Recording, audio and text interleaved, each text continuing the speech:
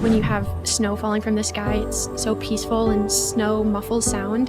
So it's this calm and peaceful environment, yet with so much energy, and you're just in the middle of all of it. It's really beautiful. So in this winter surfing, is there snow on the beach? A lot of times, yeah. Wow. So you're walking through snow on top of the sand and full wetsuit head to toe? How cold is the water? It's about 36 degrees, I would say, at the coldest. Wow. Yeah. Neurological exercises that you do that really stands out to you as maybe being helpful for what it is that you do?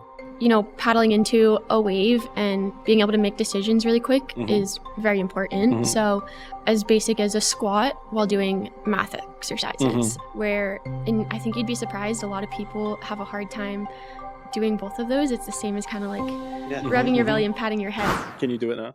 You think you can do it now? I probably could. Get up. You want to get up and try? Get up and try. Out of everything that you did for your concussion, pick one thing that you thought really helped you. Which one would it be? Ooh, that's a tough one.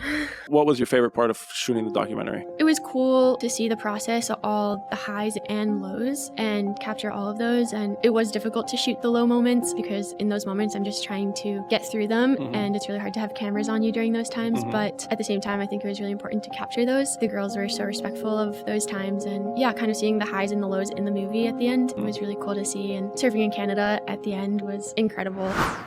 Welcome to the Better Brain Podcast, where we talk about all things brain health for anyone who has a brain or knows someone who does and wants to make it better. Today's guest, Becca Speaks. She's a winter surfer. She's also a documentary filmmaker where she documents her concussion recovery journey. And also, she's a pretty rad, awesome person. She's also a snowboarder, a ice plunger. She has an incredible mindset at such a young age and shared that all with us. I can't wait till you guys watch it. This was a great one. Check it out.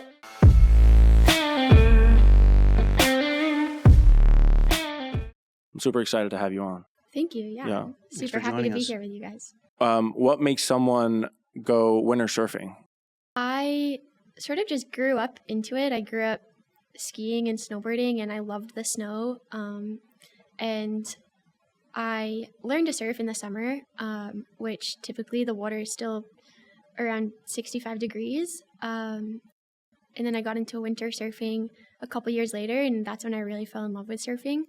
I love the cold, but I am always the first one to be cold and always the coldest person. But yeah, I love the cold and I love the snow. I think it's so beautiful to be in the ocean with so much power and energy, and then when you have snow falling from the sky, it's so peaceful and snow muffles sound. So it's this calm and peaceful environment, yet with so much energy, and you're just in the middle of all of it, and it's really beautiful. Why cold? But why do you love cold? What is it? It's uncomfortable for you. It's uncomfortable. Just like it is for me. Yeah. Right? But why do you keep going back and I try to avoid it? It's definitely a mental battle every time to put your wetsuit on and get out there.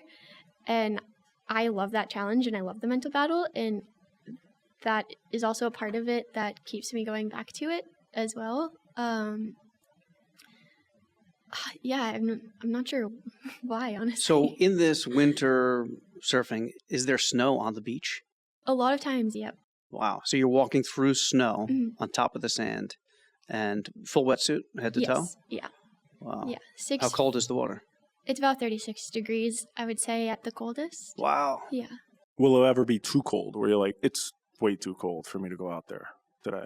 I think what makes it too cold that I've experienced is the wind and the air temps, not necessarily the water temps, but I've surfed in temperatures of -20 with wind chill, and that's pushing it a little bit for me. What's the coldest place that you've ever surfed? In New Hampshire. New Hampshire? Yeah. Have you ever been to Alaska? I have. Have you surfed Alaska? Yes. Yet it was colder in New Hampshire than it was in Alaska. Yes, it Live was. free or die. Is that this New Hampshire saying? Yeah. I'm Yeah. impressed you know that. I'm from the East Coast. Yeah, New Hampshire, though. New Hampshire, New Jersey is very different. Not Jersey, Connecticut. What's the Boston. saying for New Jersey? I don't know. The Garden State. Okay. All right, fine. Anyways, what were we talking about? Alaska, New Hampshire, and New Hampshire was still colder. I mean, hence I was in Alaska at the end of May, June. And it was definitely warmer. Yeah. Yeah, the air was in about the 50s, and the water, I would say, was 50s or 40s. What's the ocean like there? Is there ice? Yeah, we paddled around some glaciers, actually, which was So gnarly. such a trip. That was cold. It was pretty eerie over there. What's lurking beneath the surface there? That's what always gets me in deep water. I just don't know what's down there. So I'm like, I get this little butterfly, this little thing happening in my chest, and I'm scared enough that. Totally. Yeah. I mean, up there, a couple places we were surfing in spots that no one's ever surfed before. And it was a little eerie, pretty spooky. At one or two times, there were these huge stellar sea lions that charged us. And that was pretty freaky. I tried to just stay close to the others. You thought they looked tastier so that sea lions would go for them first? Yeah. Yeah. I mean, how do you get away from a sea lion while you're on a surfboard? I think Just you paddle. Don't be the slowest. Yeah. So walk us through the process of surfing in the winter, you know? What are the waves like? Are they pretty much the same that you would see in the summer? Are they bigger? What are some maybe special considerations for surfing in the winter versus just surfing normally? I guess, well, one thing that makes surfing so special in the Northeast is you don't have surf every day. So when you do get surf, it's really exciting. And, you're following swells, and it gets really exciting when you get those swells and you're checking the weather, and sometimes you got to shovel yourself out of your driveway before you go. And you get there and you're checking it. And then, yeah, definitely check a couple spots, see what the waves are doing. It definitely takes a little bit more to get out there. If it's, 2 to 3 foot and blown out and freezing in the winter, I'm probably not going to go out. But if it's 2 to 3 foot and blown out in the summer, I might just go get wet for a little bit. Yeah. But in the winter, it definitely has to be pretty fun. How long can you stay out there before it's just too much? Anywhere from, on the coldest days, I'll last about an hour. But I have friends that'll last, up to 4 hours sometimes. Wow.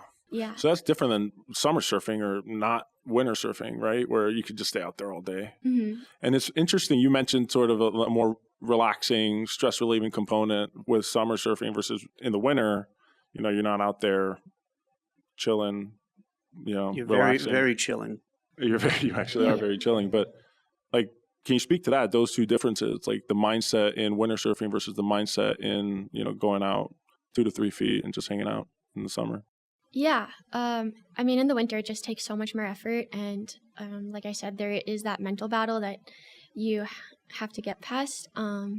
You've got a lot more gear, and you're suiting up in your car. You're driving home in your suit after your session and taking your suit off in the shower. So there is a lot more effort that comes into play. And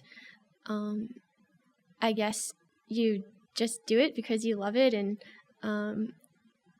I think when you're a surfer, nothing's really going to stop you from going out. Okay, so we're talking about front end stuff. Yeah. What about back end? Do you find the winter surf more rewarding than if you go out there in the summer?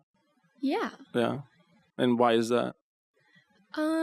I think because it takes more effort, and there's more of the mental challenge that goes into it. You're putting your body and your brain through a lot more. And definitely worth the reward. There's more involved in the process. Yes. It seems like. Yes. And it seems to me, and correct me if I'm wrong, you love that process. There's something involved with getting ready in the car, shoveling out your snow to be able to go surfing that you enjoy. Yeah, it's definitely not just the idea of being in the ocean. It's the process as a whole that I love. But it can't be just being in the ocean, because being in the ocean is more comfortable in the summer than it is in the winter. Yeah, it's the whole process. Yeah. And I love winter surfing, and I would prefer to winter surf over surf in the summer. Well, it's interesting, I think about the idea of outcomes versus process. Mhm. Outcomes like you're not happy until you get there. And when you get there, you're probably not as happy as you thought you were, but that's what you're looking for, is to get that big wave, right? But then once you do, you always want the next big wave, right? But if you love the process, it's much more rich, right? You have much more process out there than you do one wave or one achievement. Life is a process. When did you realize it was this ritual, this bigger thing that you loved about it? I think I realized it a while ago. I think I realized I loved it when I started winter surfing and the amount of effort that went into it. And I love the adventure. I love traveling to new places off-grid and surfing new spots that no one's ever been to. And the whole adventure and journey to get there and the effort that goes into it is just that much more rewarding. How good do you have to be to surf off-grid? Could someone like me, for example, Who doesn't know who's how to surf, old who's and- not athletic and has terrible knees. I wouldn't say all Your that. knees I'm are athletic. awful. My knees are not there. Your knees are but so bad. Anyway, what does it take? I think anyone could do it. See? Really? Yeah, maybe I mean, we'll we got just to take start her up down on here. it. We got to get you out there and see if you can actually do it. Yeah. Um, I think we could give you a couple lessons and All right. we'll go off on a boat trip pretty soon. Yeah. Done. What's the gnarliest thing that's happened to you out there winter surfing that you can think of? I would say there's just been a couple of really, really cold days where the surf is big and you can barely paddle or even move or think straight because you're so cold, and it takes just that much more energy in your body to keep you warm and think straight, and those days are pretty gnarly. Like I had we talked to Jabril, right? Who's a med student who also does a lot of surfing, involved in big wave surfing. And we talked all about the wipeouts and being held under. And I think longest he was held under was 20 seconds or something crazy like that. And he described it really well and it sounded really intense. But then adding the layer of like hypothermia that you're going through in that environment seems unnecessary to me. But yeah, it's crazy, Have you had some pretty bad wipeouts surfing? Yeah, I have. I've had quite a few. It's pretty gnarly when you are winter surfing and you have a bad wipeout, and at the same time you're getting held under the water. It's freezing, and you come up and you have a brain freeze, and then you get another wave on the head. What's a brain freeze to you? Brain freeze. Is it like drinking an icy and then that sensation? Yeah. But do you get that because you swallow the really cold water, or is it something different? Just because the water is so cold on your face that you get a brain freeze. Yeah, I was going to ask that because the face is exposed, but even the feet aren't. What about the hands? You wear gloves. Okay, so Nothing everything's but covered the except the face. face. Yeah. Yes. A 6'5" millimeter wetsuit, 8mm gloves, and 8mm boots. Wow. That's gnarly. So when your face hits, it's pretty surprising. Yes, it's pretty cold. Oh my gosh. I can imagine that. I was testing some equipment out for the next episode we're going to be filming about stressors, and cold as one of the stressors that biologically kind of hits our nervous system in a unique way, and in some cases can escalate the heart rate. But in some cases, if you put cold on the face or under the armpit, it can actually drop the heart rate. Do you notice anything about dipping your face in cold water versus your body? Yeah, sometimes on some mornings when I wake up feeling groggy, I'll stick my face in an ice bucket and it feels really good. Kind of shakes that grogginess and decreases the inflammation in my face. But I definitely swear by ice baths and cold exposure. Ice baths are the one thing that makes me feel so much better every time, no matter how bad I might be feeling, and really resets my nervous system as well. When do you usually ice bath? What's your routine look like? Preferably in the mornings, but sometimes in the afternoons as well. Yeah. How long do you ice bath for? I'll typically do a couple of rounds. I'll go for as long as I can. The first round, which is like 5 to 7 minutes, and then I'll do a second round of maybe half that, 3 to 4 minutes, and then I'll just finish on a quick 1 minute. So you get out air dry and get back in? Yeah. You don't get out sauna and get back in? No, I don't. If I want to, I like to warm up naturally. Okay. And if I feel like I want some extra warmth, I'll jump in a shower, but the sauna is a little bit too much. Let me ask you this. When you ice bath, when do you feel good? Is it planning it? Is it in the ice bath, or is it afterwards? I think the best feeling is when I'm in the ice bath. Really? Yep. Not a lot of people would say that. No, I don't Really? think they would. Yeah, no, I don't think. I think most people feel better afterwards. I definitely feel better in the ice bath. Huh. I think something in me switches. I think it's when my nervous system finally can calm down. I can calm down my breathing, and my nervous system that's when I feel the most calm. Do you let your breathing just happen, or do you control it? I try to control it. I'll do a round of Wim Hof, which is 30 deep breaths pretty fast, and then exhale on the 30th, hold my breath for as long as I can, and then inhale for 15 seconds, hold it, and then let my breathing return naturally. And it's on that exhale after the 30th breath, when I'm holding my breath, that just feels amazing, and I feel so calm and at peace. Now, At which point do you pass out? Are you doing, so this is in the ice bath. Are you also employing these kind of breathing techniques when you're out there in the surf in the winter? Yeah, I definitely do a lot of breathwork practice. If I'm nervous in big surf, I'll do controlled breathing exercises of box breathing. Inhale for 4, hold for 4, exhale for 4, hold for 4. And I find that to be really helpful. Or I'll just try to do longer exhales. And that really helps to calm my nervous system. How do you know your nervous system is calm? What is it that you're listening to? My heart rate, I would say. So you can sense your heart rate? Yeah, I can feel my heart rate. You can kind of feel that pit in your stomach. Go away. Yeah. Yeah.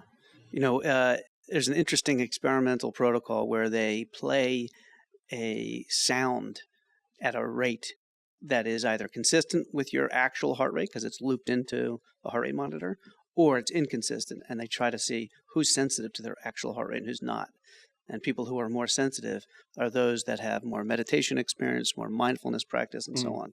So it's interesting. I bet athletes, I bet some people naturally have that insight. But it's interesting that you have a link into how your heart's beating. Yeah, or I'll try to just tune into my surroundings and kind of go through my senses and go through what I feel, what I see, what I hear, what I smell. And it kind of helps me forget about what's actually going on around me for a second. What do you mean by that? Expand on that a little bit. You're listening to certain things, you're seeing certain things. Are you focusing on it? What exactly is that process?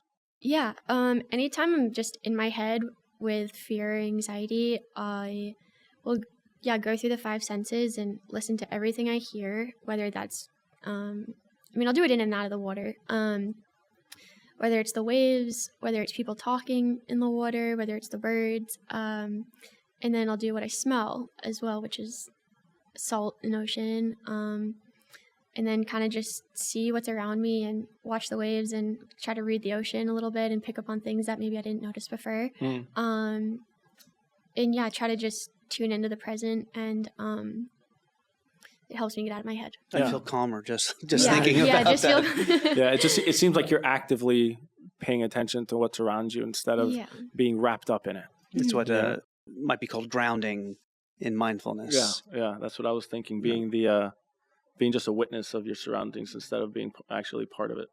Yeah, that's interesting. Anything else that you do in regards to either before you have to go out there, while you're out there, or afterwards that kind of help you in that process? Yeah, I think breathwork is really important. And I think it comes down to all your preparation as well, and trying to just remember that, which will help your confidence. Preparation is definitely a big thing for surfing and very important. And I think it comes down to, your training, your lifestyle choices.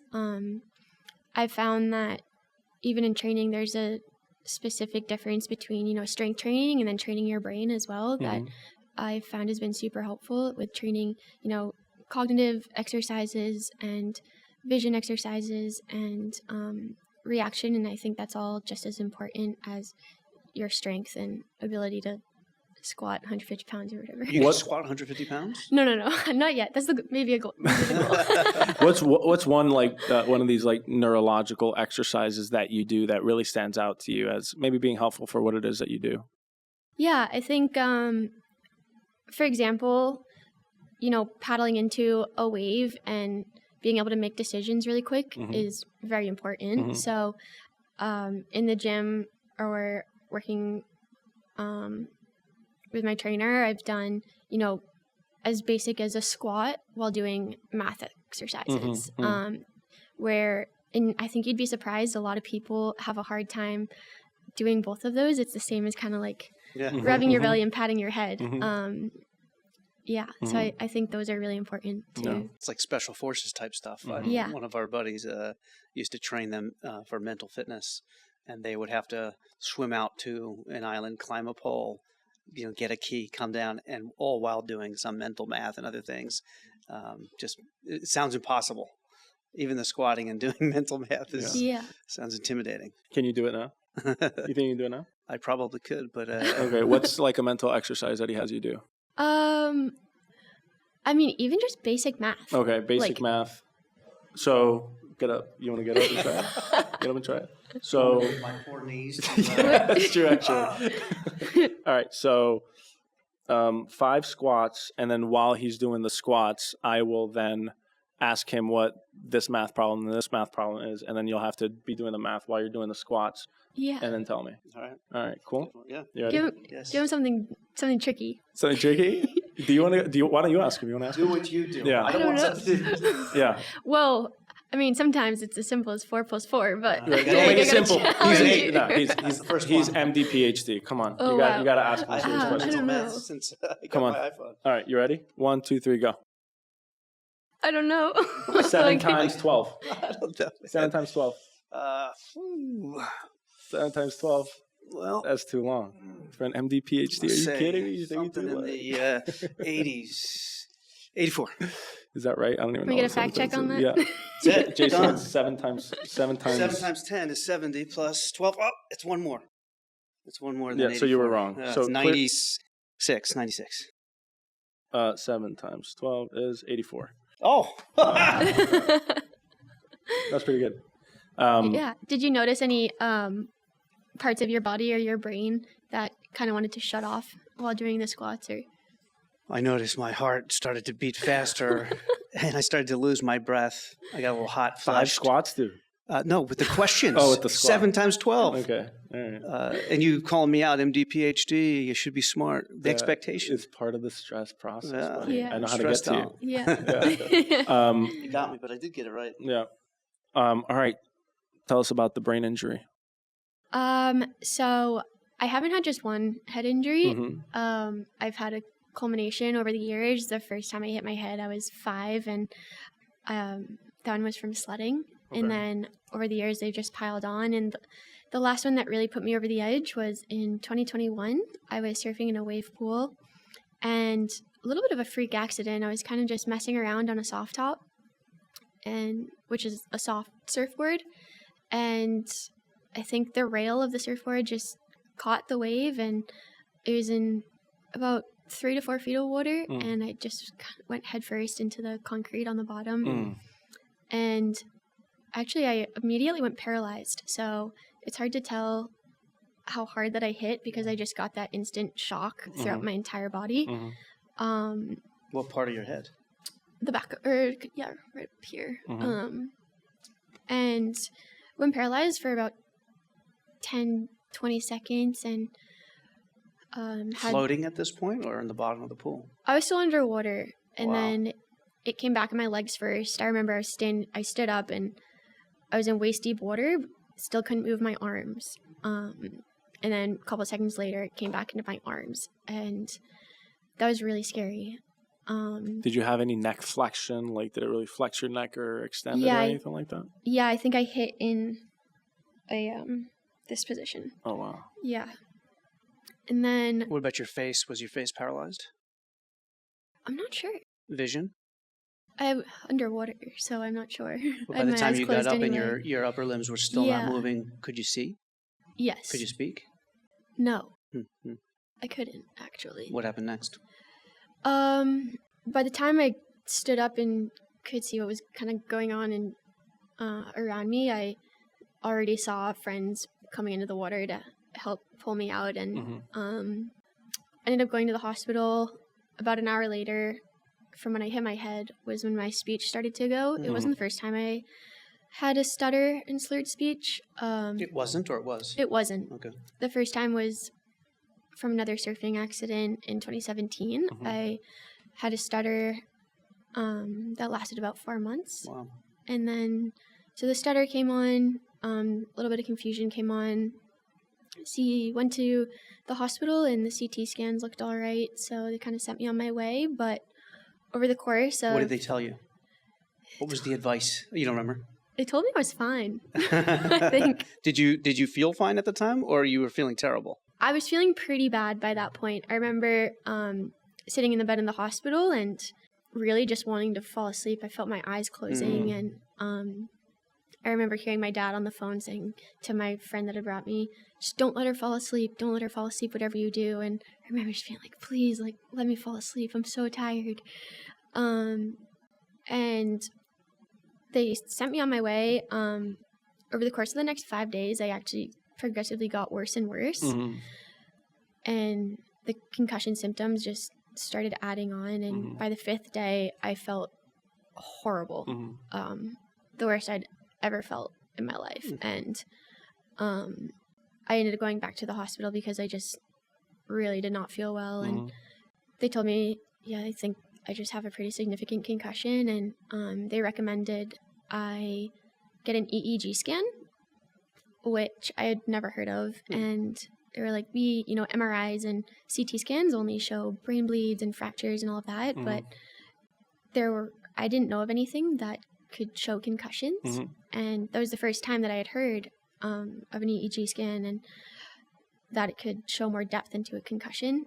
So I flew to California and went to Brain Treatment Center and had an EEG scan. And Still early on, or this is after you were battling? This was within a week later. Really? Yeah. And then I did 6 weeks of MERT treatment with Brain Treatment Center. That's aggressive. Yeah. I think I actually may have done it a little too soon at that point. It was a lot on my brain, and I don't think at the time we realized how significant of a head injury it was. And looking back now and thinking about it, I still, it kind of gives me chills to think about. Well, why'd you just jump into it all in like you did? Was it because of your prior experience with concussions and you just wanted to be on top of this early, or what was it? I don't think we still didn't know much at that time. We had heard about an EEG scan and we were like, oh, that sounds cool. This was the first time that I was told, yeah, you definitely have a significant head injury and there's a lot going on here. And in the past when I had head injuries, it was kind of like, go rest, you'll be fine. But this was the first time that we decided to be proactive about it and try to do everything we could to start healing. Yeah. I don't know if EEGs can show concussions. I think maybe there's some evidence for that, but that's generally not standard of care, I think. Well, I think the big picture is there is nothing that can diagnose concussion except the patient. Right. That's where we're at. Yeah. Unfortunately, we wish there was a biomarker, a study, a scan of some sort that could say definitively this person has got a concussion. But concussion is an invisible diagnosis that's just based on if the force was enough and if the individual does not have a moderate severe with bleeds on the brain and is symptomatic, we call it concussion. Unfortunately, we say it's a mild TBI. Concussion's a mild TBI. But that doesn't really describe your experience. And so many patients that we see so many patients that it's not mild. It's something that's debilitating in some ways. It is recoverable usually, but it still is very, very symptomatic. And on on the back end of that, the treatment, I tend to see this with elite athletes and performers, is especially if they've had a bad prior experience with a concussion. It's let's do as much as we can to be able to get rid of this issue as soon as possible and get back to how we were before, right? And sometimes it's a middle ground between those two things, those two ends of the spectrum. You know? It all depends on the person. You know, you can slam someone with a ton of things and they can handle it. Maybe their concussion was a little more mild. They get better quickly. Some people, it's too much too early. I think a week. If she started all of that within a week of doing it. Well, what I would have done, a little earlier. What I would have done is let her recover much longer than that before pulling that trigger. Put her back in gradual return to activity, starting with walking and then jogging and then so on and so forth. Yeah. So tell us, what else happened in terms of the journey? Yeah, so I immediately went to California. I started the TMS treatment. I started working with a trainer. I think getting light exercise and blood flow early in your recovery is really important in the healing process. And then I started doing hyperbaric oxygen therapy, which was also incredibly helpful for me. I did 2 sets of 20 sessions. So 20 sessions every day back to back. How could you tell which was help? Because it sounds like they threw the boat, your way and gave you lots of different treatments. How could you tell? I mean, the answer might be I couldn't tell, but how could you tell which was more helpful? Yeah, it's tough to say. I think overall there wasn't one thing that was more helpful than others. I think I kind of broke it down into 2 categories where there's the lifestyle changes and the physical healing and, you can do all the treatments and therapies that you want. But what's also really important is the diet, the sleep, the hydration and, lowering stress. And do you think mindset plays a role at all? Definitely. Yeah, definitely. But at the same time, when you hit your head, it can make you more emotional. Along with it comes anxiety and depression and, it's hard to, just as you saw me trying to squat and do multiplication, when your brain's not functioning well, it's hard to have your best mindset, right? It's hard to think your way out of symptoms. Symptoms are symptoms. Yeah, definitely. And that can be really scary. Yeah. One of the things that I see that's on one end of the spectrum is people have subjective symptoms, but a normal scan. And so they're told by their physician, you're fine. You're normal. Go back to your life. And that's just not enough, right? You don't feel normal, so you're not normal. That's the end of the story in reality. And it makes the person feel like it's just in my head.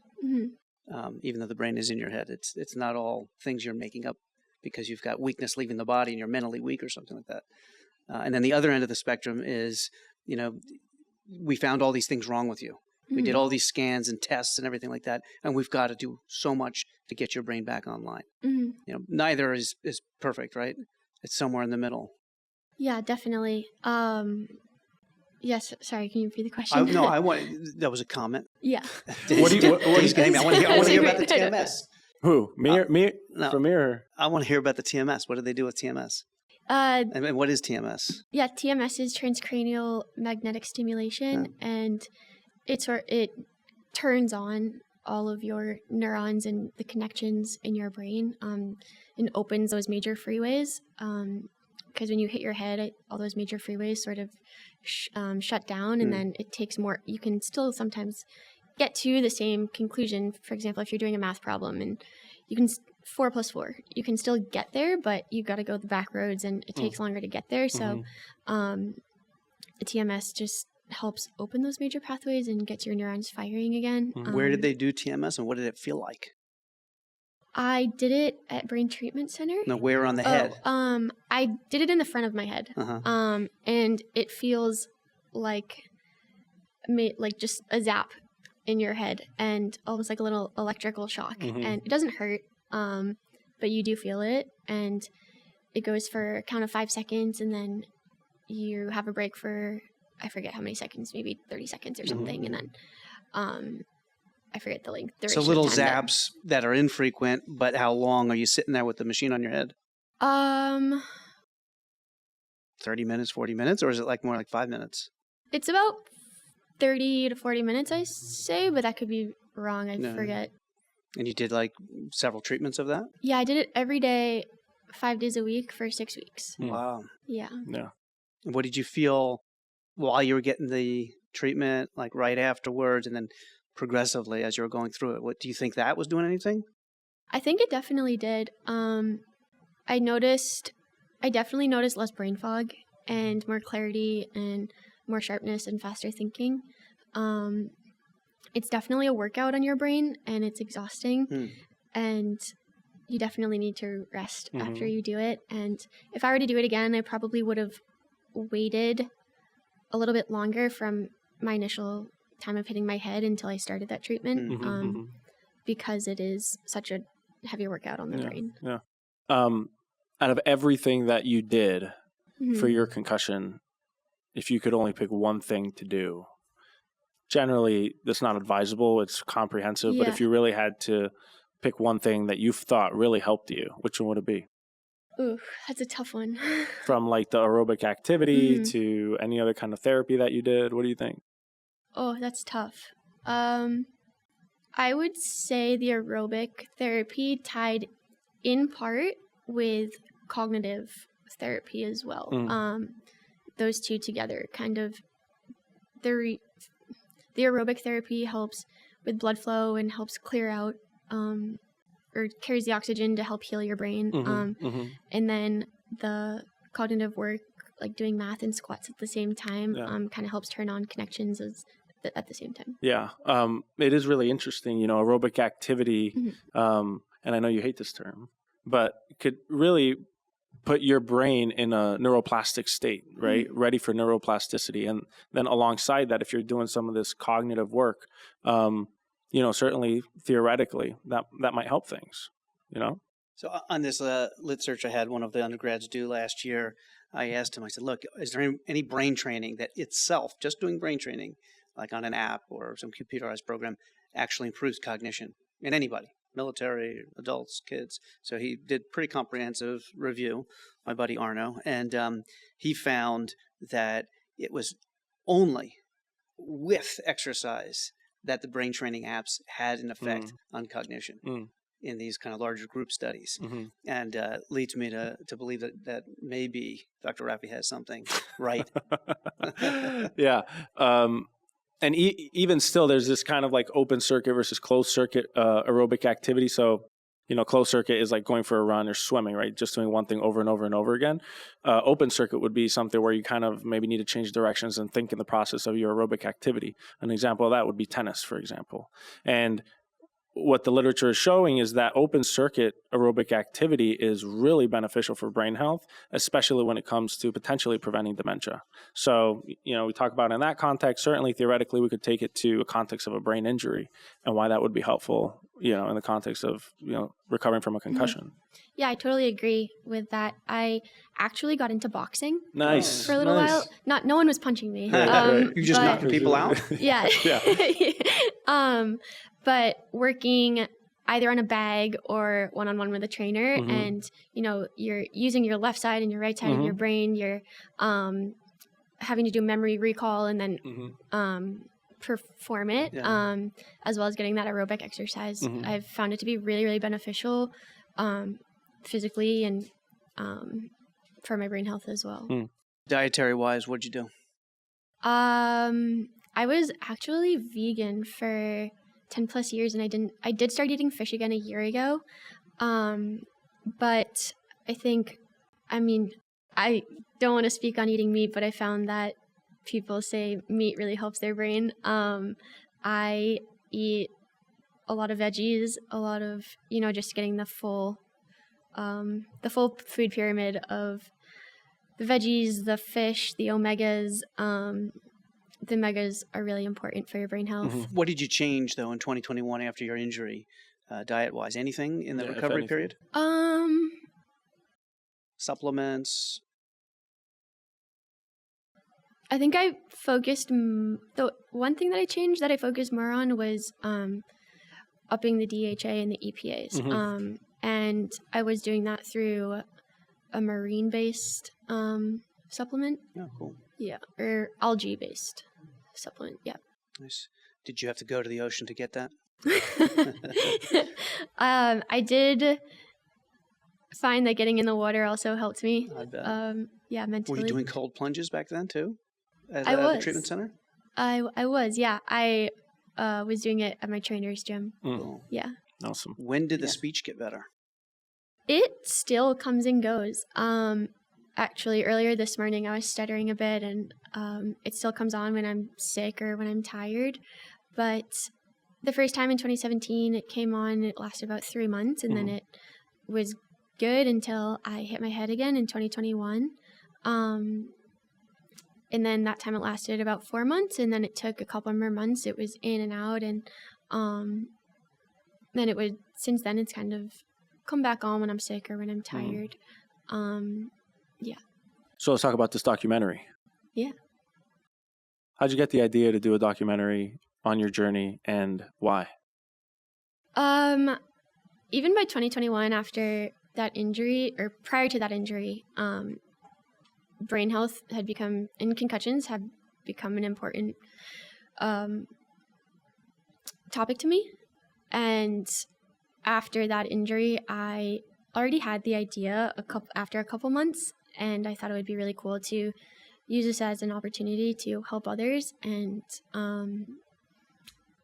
it's funny because the 2 girls that filmed and directed the movie ended up emailing me out of the blue and wanting to document my recovery and make a film out of it. And we had no idea where it was going to go at the time. And I was like, yeah, I actually already had the idea. I have the idea for the title already. And yeah, it kind of all just came together, and we started documenting and filming that fall. Had you dabbled creatively into something like that, or? I haven't done anything to that point. That was my own and about myself. So it was really cool to do that process. What was the title, and what's the message? So the title, Comes Beyond Normal, comes from, I had one doctor say, we have to get you not back to baseline, but we have to get you beyond what you know is your normal, because I had been struggling for as long as I could remember with post-concussion symptoms. So it's like, we have to get you beyond normal, beyond that baseline. And I'm still working on it, but I believe it is possible. And I do really want to highlight that you can heal your brain, and you can get better from concussions. So yeah, hope is always important, especially for people suffering with persistent symptoms after a brain injury. I hear that all the time. What was your favorite part of shooting the documentary? My favorite part about the shooting, Either that's actually in the documentary, the process of shooting the documentary. What was it? I think it was cool to see the process of all the highs and lows and capture all of those. And it was difficult to shoot the low moments because in those moments I'm just trying to get through them, and it's really hard to have cameras on you during those times. But at the same time, I think it was really important to capture those. And the girls were so respectful of those times, and yeah, kind of seeing the highs and the lows in the movie at the end was really cool to see. And surfing in Canada at the end was incredible. I love it up there. And yeah, it was a great adventure. What's been the reaction? It's been great. Even prior to the movie, I started sharing on social media about my injury and my recovery and journey. And it's just been incredible to see so many people reach out and share their stories. And I think it's really important when you're going through something that can make you feel so alone. And again, brain injuries are invisible, as we mentioned. I think it's really important to have that community and feel like you're not alone. And it also gave me purpose to help others, because as an athlete, when you're injured, your purpose is to do what you love, and it can be really, really hard mentally when you have that taken away from you. So it was nice to find purpose in helping others along the way. You mentioned community. It really seems like you're part of this bigger wave in surfing, no pun intended, in surfing that that is raising awareness regarding concussions and brain injury in the sport. And, some people are wearing helmets now in the lineup. Speak to that a little bit. Yeah, definitely. I think the conversation has come to light over the past few years a lot more than it has been, and across all sports as well. But specifically in surfing, I think a lot more people are raising awareness and speaking out about concussions and their experiences with them in surfing. And I personally wear a helmet every time I surf now, no matter the size, just because you never know what's going to happen. Someone else's board could hit you in the face. Just freak accidents happen. And it's really cool to see a lot more people wearing helmets at big waves like Chopu and Pipe. I think, even the past couple of years, it used to be, just a couple people wearing helmets, and now there's just a couple people not wearing helmets. So that's really cool to see, and I look forward to seeing where it's going. Do you think concussions in surfing, maybe prior to, the last few years, was actually the sort of hidden injury and epidemic within the community that, wasn't entirely recognized? I think so. And I think it goes for, across all sports as well. Even my experience from, my first head injuries and having doctors and teachers be like, oh, you're fine. It used to be just sit in a dark room and rest, and now it's aerobic exercise and working your brain. So I think the conversation is definitely coming to light and becoming an important topic, and people are realizing that brain health is important, and you don't have to as well hit your head on the reef or get a board to the head. I think to get a concussion, I think, sometimes, again, those freak accidents happen, and hitting the flats of a wave or getting the lip to a head can be equivalent to hitting concrete or getting punched in the face. So I think they're definitely a little bit more common as well than people might think. Yeah. The even the whiplash injury, in the wash, I bet can cause some type of brain dysfunction. Yeah, definitely. I think there's a lot of whiplash in surfing, and at the same time, that second impact syndrome as well. You get whiplash, and then you hit the flats of a wave, and you're rolling, and I think that second impact syndrome is where things can get pretty serious. What's the most outlandish advice you got, the most unbelievable advice, and you didn't take it because you just didn't believe it? Oh, sorry, what do you mean? The most unbelievable advice you got to recover from your concussion as a treatment, and you just didn't take that advice because it didn't make sense to you. I've had a few experiences where it wasn't really advice, but I've had multiple people told me, you've had too many concussions, your brain is too damaged, you'll never surf again, you need to quit. And at first it was pretty scary to hear that, but I was like, yeah, right, like there's no way. And I've just used that as fuel. Was that a doctor? Yeah, I've had multiple doctors say that, whether it's at a hospital but yeah, I've just used that as fuel to fire to try to heal my brain as much as I can, and be as proactive to have a healthy brain. What I find incredible is that a physician's encounter with a person is for a moment, just a blink in their life, and they can completely get it wrong. If they don't know who you are, what you come from, what drives you, what fuels you. And I try to get my fellows to do this all the time because it's not written in a book. It's not something that you learn to do, but you have to ask, what fuels you? If I took this away from you, would you be miserable? Would you, have nothing to look forward to? And if the answer is yes, then I've got to find a way for you to do that safely and for you to bolster your brain so that all other things in your life are going in the right direction, beyond normal. Yeah.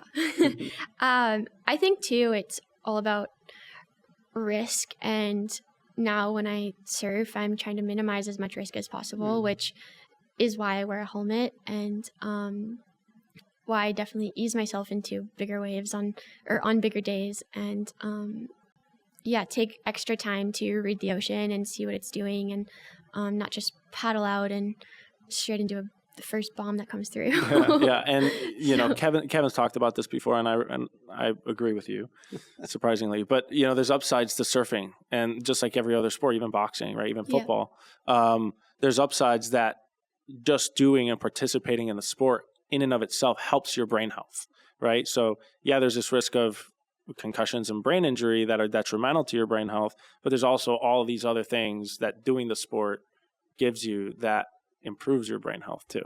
You know, I think totally. people need to understand and grasp that it's not black and white; it's super nuanced. Yeah, I mean, at the most obvious and basic level, just being in nature and being in the ocean is so healing, and it also teaches you so much mentally. I think it gives you so much gratitude and so much patience and resilience, and as well as kind of the whole idea of being in the present and learning to adapt to what's in front of you and decision making. And I could go on and on about. Well, science used to look at that stuff as, soft science, some fake stuff that actually doesn't matter. But now we know that stuff matters maybe as much as blood pressure or cholesterol or diabetes. That stuff is the glue that keeps you together as you encounter all of these challenges in life. Like, for example, that the skill that you were talking about, where it's like you understand how to become present, even on command, right? When you're out there and you're surfing and you say, okay, it's time to be present. It's time to listen to what's around me. It's time to smell the things that are around me and really go within. That in and of itself is an amazing skill, right? Internalizing your environment. That, certainly probably helps you outside of the context of just surfing, right? Yeah, definitely. I think you naturally just take all of those aspects into your everyday life and helps you be a better person and more positive. And yeah. Incredible. For someone who can't access the brain treatment center or, hyperbaric oxygen or TMS, what should they do? Not that you're a doctor, but what do you think is the fundamental components of your recovery that would be safe for anybody to try? Yeah, I think even outside of all of the treatments that you could do, I think sleep and diet, aerobic exercise and cognitive, building that neuroplasticity is just as important, and you can do those from anywhere. You can do those from home. Getting outside, getting fresh air, and just going on a walk is all just as important. It's just not, it doesn't have to be fancy. I mean, people come to UCLA and are like, all right, what scan am I getting? Right. What major, technology are you going to throw at me, doc? And I say, we're going to breathe. Sorry to disappoint you. Yeah. We're going to walk. We're going to sleep. We're going to eat.